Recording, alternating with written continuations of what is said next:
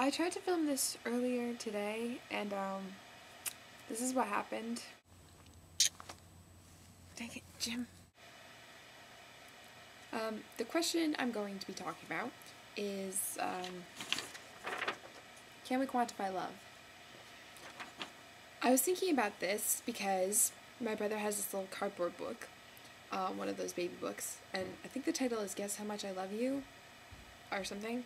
And it's just these two rabbits, and mommy rabbit and baby rabbit, and talking about, I love you this much, and it's all like the earth, how far the earth is to the moon, and then twice the distance of the earth to the moon, like everything the baby says, the mama is like twice that much, and then at the end, it's how much I love you this much. And this book irritates me first because I don't like books without stories. I'm sorry, if you're gonna write a book, make sure it has, if you're gonna write a children's book, make sure it has a plot. Please, please, for the sake of the babysitters who have to read these books over and over, make them have plots. And the second reason this story annoys me is because of this idea of quantifying love. I wonder, does I love you mean more the more we say it? Or do the people we spend the most time with, are those the people we love the most? Or do the people we hug the most, or I'm trying to think of all the love languages, so the people we give the most presents to, are those the people we love the most? And can love be measured in that sort of sense? That is to say, I don't think that it is possible for us to measure our love. And this is why. Because I think, number one, we're limited human beings, and as a result, we're limited in our ability to express love. And I think also limited in our ability to receive love. However,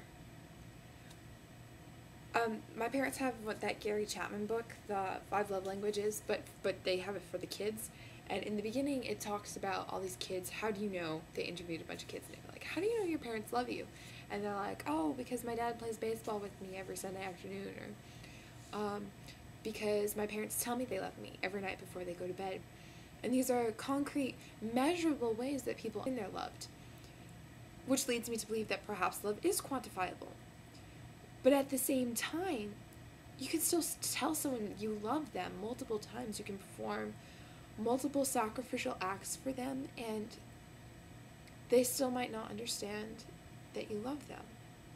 We are limited in our ability to receive love because we are stupid, frail human beings. I can cut that out, right? And all I can think of is the line from that hymn, how great the Father's love for us, how vast beyond all measure. Which leads me again to believe that love is unquantifiable. But then I think, what is love, and how do we know what love is? I do know that love is sacrificial, just because the Bible tells me so. And if love is sacrificial, I think that provides a standard for what it's supposed to look like, and tells us what love is.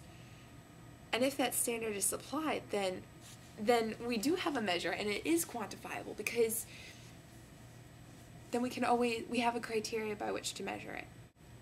Or is love a quality? Like a muscle, like a heart, like a literal bloody heart, that every time you contract it in service to somebody else, that's when it becomes stronger. Can you get out your growth chart and measure how much love you've been given and how much love you give away? I don't know. I'm not any closer to knowing, and I have spent this entire week thinking about this question. And I don't know. But I like thinking about it. Look what I wrote down on my paper. This was so not helpful. Just saying.